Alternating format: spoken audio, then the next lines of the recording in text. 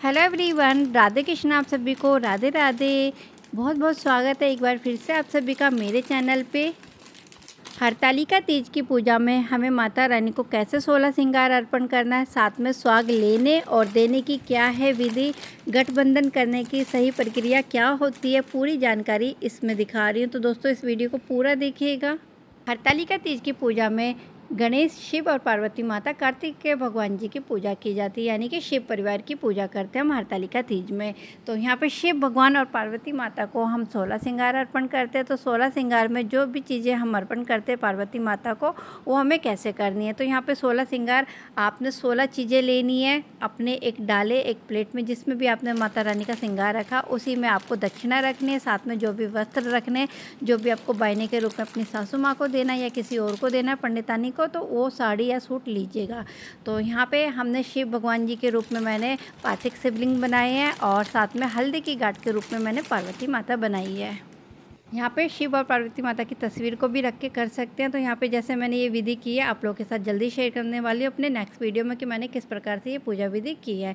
तो दोस्तों आज मैं दिखा रही हूँ कि हमें सुहाग कैसे लेना है। तो सबसे पहले जो हमने ये साड़ी और या चुन्नी पहनी है, जो हम शादी के समय चुनरी ओढ़ते हैं, उसका सीधा पल्ला लेके, यानी कि सीधा पल्ले का कोना लेके हम माता रानी की मांग में भरना अपने इस सिंदूरदान से। जो हमारा सिंदूरदान होता है जिससे शादी की जाती है, शादी में लगाया जाता है सिंदूरदान, उसी सिंदूरदान में हम अपना सुहाग का सिंदूर रखते हैं हमेशा। तो यहाँ पे 7 बारी देखिए मैं पार्वती माता यानी कि हल्दी की गांठ पे मैं अर्पण कर रही हूँ। तो ये साड़ी का जो भी पल्ला है, चुन्नी का पल्ला लेके, सीधा पल्ले को लेके, उसका कोना लेके हम इस पर सिंदूर लगाएंगे और सिंदूर को 7 बारी माता रानी की मांग पूरी अच्छे से भर देंगे।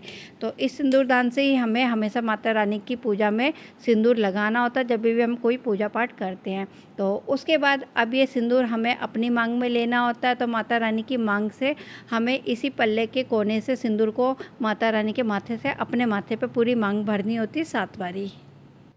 और ये सुहाग की जो भी पूजा हम करते, करवा चौथ, हरतालिका तीज और बट सावित्री का, साथ में हम तिलकुट की पूजा करते, तो उसमें भी हमें इसी तरीके से सुहाग की पूजा करनी होती है, क्योंकि हम शिव और पार्वती माता के ही रूप में हमेशा ये पूजा पाठ करते हैं।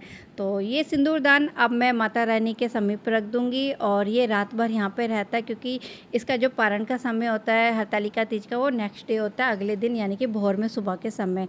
तो पारण के समय हम ये सिंदूरदान से फिर से सिंदूर लगाते हैं, माता रानी की मांग से फिर से हम अपनी मांग में भरते हैं और ये सारा 16 श्रृंगार जितनी भी चीज़ें हमने लिए हम ये लेते हैं। तो यहाँ पे देखिए अब ये चुनरी ली है मैंने, पार्वती माता को अर्पण किया और इस चुनरी में हम फूल, अक्षत और साथ में दूर्वा जो होती है और दक्षिणा, ये सारी चीज़ें हम इस चुनरी में बांध देंगे। तो इससे कहते हैं गठबंधन। तो यहाँ पे हमें पार्वती माता और शिव भगवान जी का गठबंधन करना होता है। और ये गठबंधन जैसे शादी में किया जाता है ना, कोइछा जिसे कहते हैं, बिल्कुल वही हमें प्रक्रिया करनी होती है। कोइछा बनाना होता है पार्वती माता के आंचल से। तो आंचल में हमने ये सारी शुभ चीज़ें बांधी है। तो जो शुभ चीज़ें हम बांधते हैं ना, उसको कोइछा कह के हम शिव भगवान जी के, जो हमने ये कलावा बांध रहे हैं, तो इस कलावे को 7 बारी हम घुमाते हैं। तो 7 बारी घुमाने के बाद इस चुनरी पे माता रानी की चुनरी से बांध देंगे। हिंदू धर्म में जब शादी ब्याह होती है तो उसमें कोइछा ज़रूर बांधा जाता है। तो गठबंधन करते समय चुनरी में कोइछा जो बांधते हैं, बिल्कुल इसी तरीके से हमें शिव पार्वती माता के लिए कोइछा बांधना चाहिए अपने सुहाग की कामना के लिए। तो दोस्तों ये व्रत जो किया जाता है पति की दीर्घायु, उनके स्वास्थ्य के लिए किया जाता है, अच्छे स्वास्थ्य के लिए।